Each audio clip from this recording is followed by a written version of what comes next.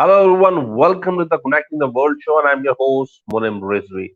Tonight we have a guest, Mr. Kurt, and he's from USA, and what he's doing right now, we'll ask about him. He's from Los Angeles, and he's serving as the granting society and life on our planet. He's a polymath, he's a philosopher, he's a curious alchemist of love, and he's a bestseller. So, without any wasting of time, I'm going to invite Mr. Kurt on the show. Hello, assalamu alaikum. Assalamu alaikum, alaikum assalam. Yes. Thank you so much, Mr. Kurt. You gave us your precious time and you came on my show. Thank you so much once again. Thank you for letting me be here. It's so special to be able to communicate with people all over the world. I've lived in India a couple of years. I've trained people on 5 continents. And to tell you a little bit of a story, we're going to talk about the Department of Peace and Sure. how to be able to create this Department of Peace.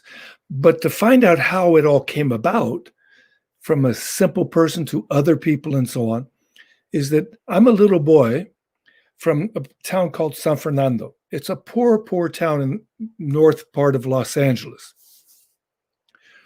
I was a athlete all my life. I got through my college through sports and was an international senior Olympic champion and so on. And I started the Institute of Sports Psychology and Success Systems International. And here this little boy from a small, poor town of normal parents could do that kind of a thing.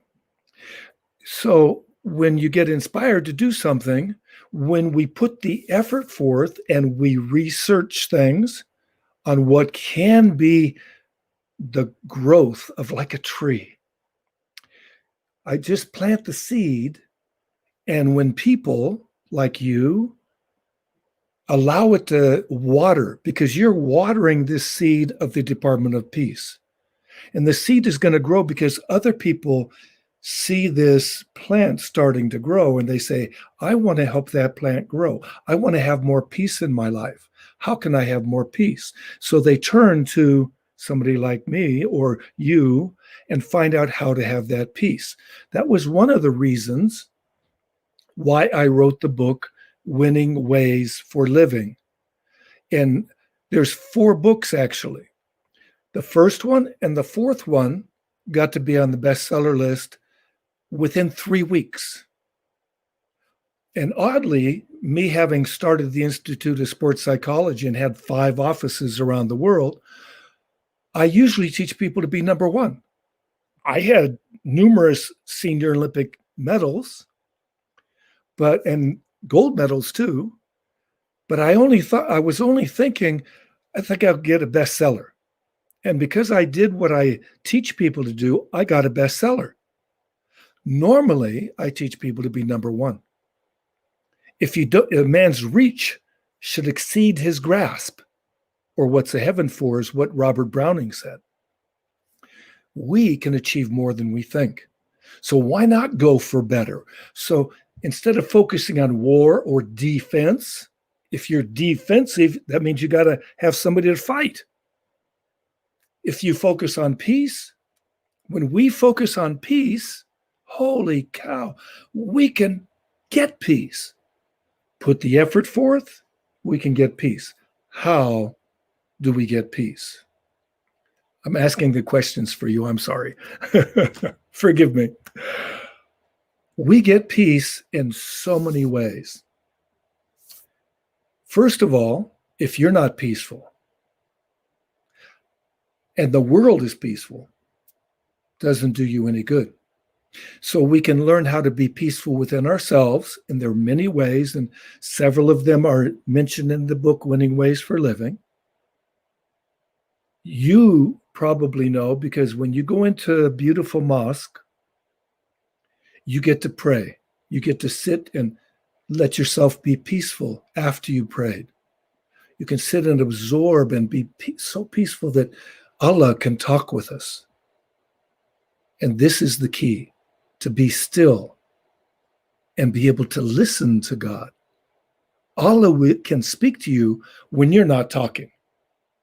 But he's written the book of etiquette. If you're talking, is he going to talk? Probably not. Muhammad was able to hear Allah. Do you want to hear Allah? Do you want to be doing his will every day, every second? I do. So that's why I wrote the book, and that's why I teach about peace.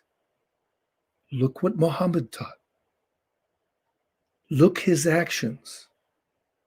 See how we can act so well with each action. So when we walk down the street and we see somebody that's begging, offer them some paisa, offer them something. Maybe a little bit of food, maybe some socks. That's what I sometimes bring them into a little cafe. So we get to be able to explore what brings us peace. And when we give to others, the hand is open and Allah can fill it. He will fill it with what you deserve. So you get to keep on giving that love, giving that peace. And there's peace in the environment. When we treat the environment that brings us food, good air, clean water, we treat it with respect and love because there's nothing that is not Allah, then what happens? We get good, fresh, clean water. We get good food that will nourish us, and we can grow healthier. And when we're healthier, we're wealthier. When we're wealthier, we're maybe even happier, but you're not happier because of the wealth. You're happier because of what you do. So I got to be an educator for over 50 years. And I've been able to share the wisdom that I picked up in science, in the ancient teachings from indigenous peoples to all the religions of the world. I'm very much into interfaith work. It is a key to peace. It is a key to love. It is a key to happiness when we treat each other with love and respect. And that's what the major religions teach. We just get to follow it. Follow what we're taught. Follow the wisdom of the ages. And science. So when we look at science, I have a friend. He's not quite a friend. He's a colleague, Dr. Bruce Lipton. He's a cellular biologist from Stanford University, one of the top cellular biologists in the world. And he describes to people, you learn from your body. You learn the wisdom of your body.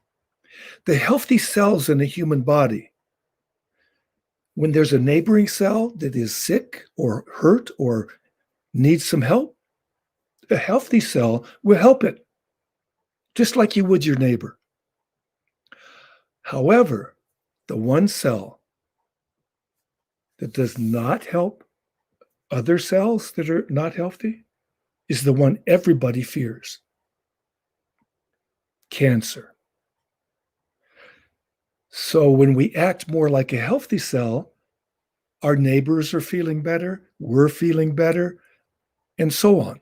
When our neighbors are feeling better, the community is feeling better, and so on. It grows. And we get to support the efforts of peace because peace only comes with each person.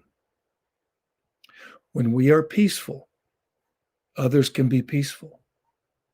But if somebody upsets you, instead of saying some bad things to them, yell out a blessing. Bless them. And then you can calm down quicker, and they feel better, and everybody is feeling nourished because of the blessing that we give. We do the opposite of what we've been taught. How have we been taught? Through all the media. I got to fight. Whereas everybody wants love. Everybody wants peace. But what are we shown in the media? So a Department of Peace would have a media branch, a branch that works on the media to show us better things and nicer things and things that we would model ourselves after. Not that we have to go to war. We don't. The Department of Peace, the ultimate goal is to put out of business the Department of Defense. Why? Because it won't be just with one country, it won't be just with one person. We will empty the prisons with simple things. I'll give you an example. When I was teaching at Stockholm University in 1983, I was teaching a graduate course in sports psychology. I also gave a program for the Swedish prison wardens and priests of all the prisons in Sweden. I taught them how to integrate meditation into the prison system so that when people were inside the prison, they went inside themselves and cleared out through meditation and prayer this evil that had sort of gotten into them. And you clear out the evil because it's usually your mind is either your best friend or your worst enemy. So when we clear ourselves inside, when we get outside of prison, we're different. We're better. Same thing in school. I used to teach teachers in the Los Angeles Unified School District, second biggest school district in America. I taught teachers a program called Peak Performance for Academics and Sports. I gave them a simple practice. It's called roller coaster fingers. And the reason it's called roller coaster fingers is because a teacher that I taught it to came back the next week and she said the kindergarten kids love it. They call it roller coaster fingers. And I have a series on YouTube, and I can put a link in the chat box to you, and you can put it out to everybody else about a breathing practice that is the roller coaster fingers. And it's a psychosomatic spiritual practice that calms the mind down along with the breath.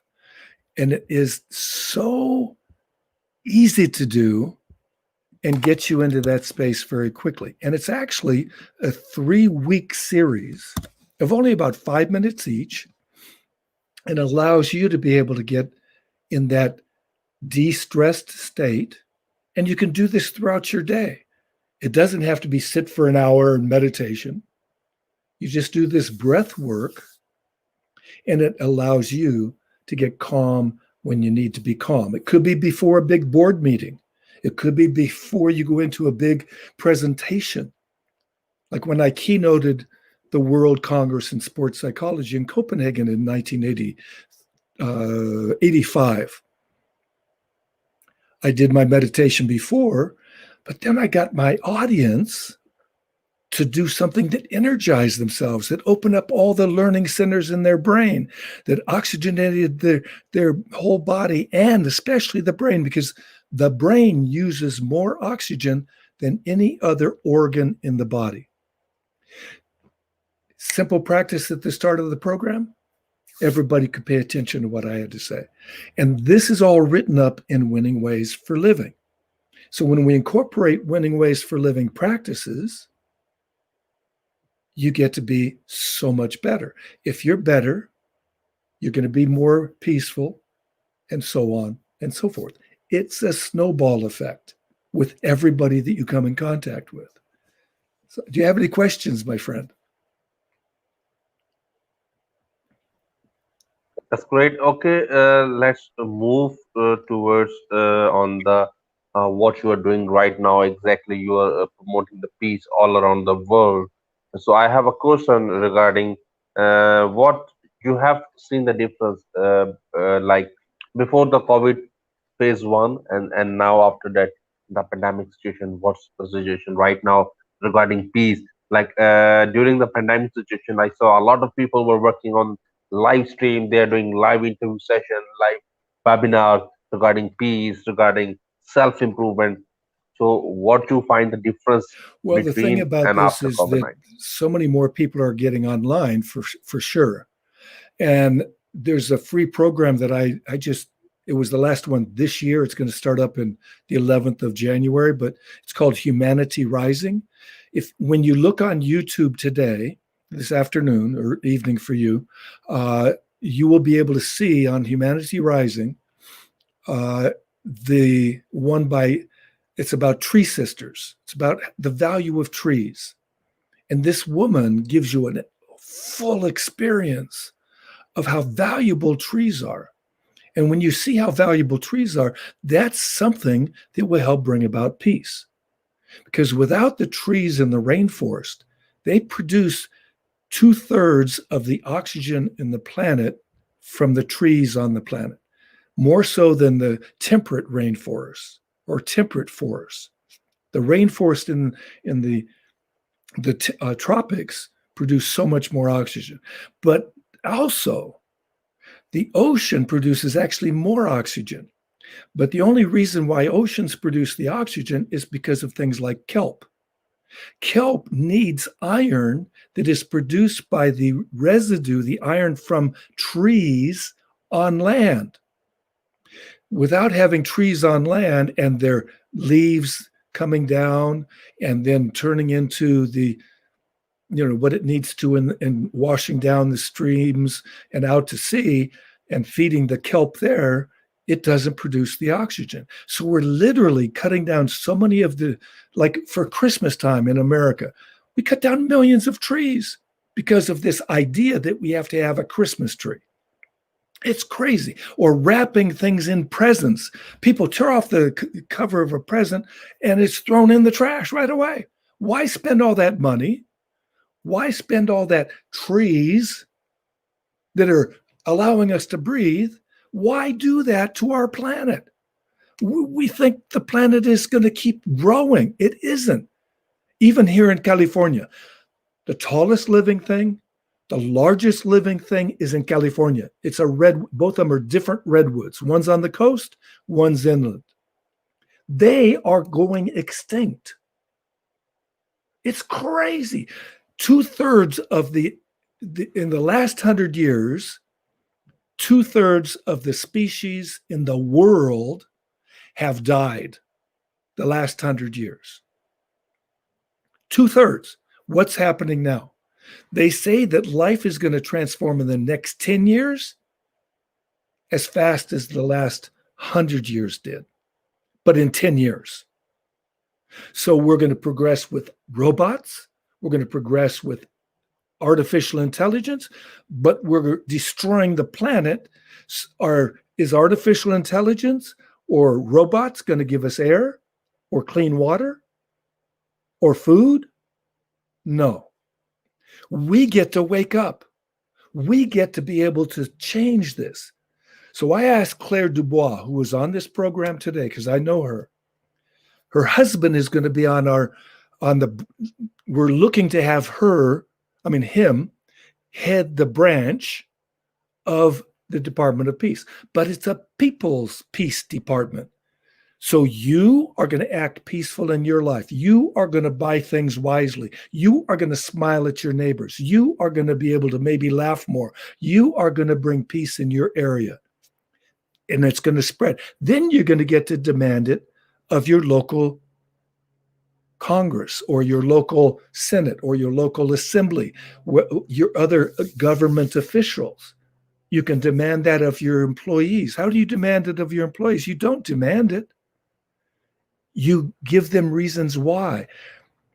Living Values is a program on character development. The woman who designed that program went over to a refugee camp in Thailand. If you know about refugee camps, they're terribly violent. It's a horrible situation. People are stressed out, they're sick, they don't have good food, and so on. She went there, and within 2 years of the implementation, the putting into practice the Living Values Education Program, they had 90% reduction in violence. 90% reduction in violence. She went down to Johannesburg, South Africa, a year later, did a similar program for street people. Street people come and go. But this woman was able to create a program that, again, had similar results. Less violence, less theft, less all these things. Why? The first two values that are taught are the most important values you can have: love and peace. If you are not loving, you can't be peaceful. But when you are loving, you can be peaceful, you can be respectful, you can be kind, you can be helpful, you can be compassionate, you can have all the qualities grow from love and peace. And that's what the Living Values Education Program teaches. It is a powerful program. There are other programs. I can recommend others. And if anybody wants to write to me through successsystemsinternational.net, I will respond with other sources for character development or whatever they have a question for. We will work at getting a quick response back to you.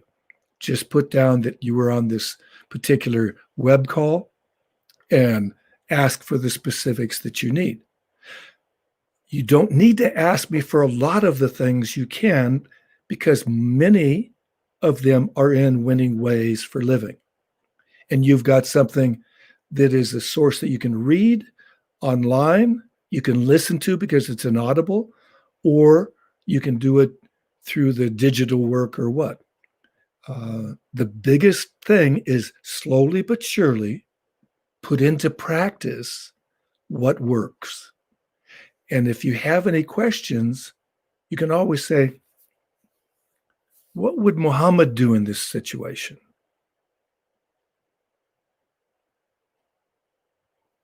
Would Allah be pleased with me to do this? I cannot see how a person can blow themselves up and say, before they blow themselves up, Allahu Akbar, because it's doing the opposite of what Allah taught. We are here to love, serve, and remember Allah. So, Exactly, you're right. Whenever we have a question, we have to think like, what if Muhammad sallallahu alaihi wasallam is in this situation? yes. How And he can handle this when we come situation? out of COVID, right now, this lockdown is like a butterfly in a cocoon. It's in the cocoon. Now, humanity is exactly like a caterpillar right now. Humanity's devouring more forest now in the COVID time than it did before. Imagine that. We're devouring forest faster in the COVID time. We're that caterpillar still eating up things. But some of us, many of us, are locked down, and so we're inside. We can't go outside. We can't meet with our friends. We can't meet with our relatives, and it's frustrating because we're community people. We're used to being with people. We're used to hugging people and so on. We are in the chrysalis. You and I and others who are on this call, whenever you hear it, are like that intentional cell. I call it intentional cell. In science, it's actually called imaginal cell. So this imaginal cell is like imagining what it's going to be like when it gets out of this gook. Because inside the caterpillar, inside the chrysalis is this gook. It's a black gook. But there's these intentional cells growing and communicating to others this idea that we're going to be able to do something different instead of be gooky. It's only an idea, and pretty soon it's an idea whose time has come. It's a quote from Victor Hugo, a French author. And when we get strong enough inside this cocoon, you get to be able to fly out of it and go to flowers and make everybody say, oh, look at that beautiful butterfly. We get to bring forth this beautiful idea of peace on earth and goodwill toward men and women and the planet. We will change the planet because we change the system. There's something called donut economics. Look up donut economics. There's a TED talk at TED.com. You look up donut economics on TED.com and you'll see Kate Raworth talk about it. It's how you treat the community and your business really with respect the most. And then you also treat the environment, but you run your whole business with both of them. It's a win-win-win situation.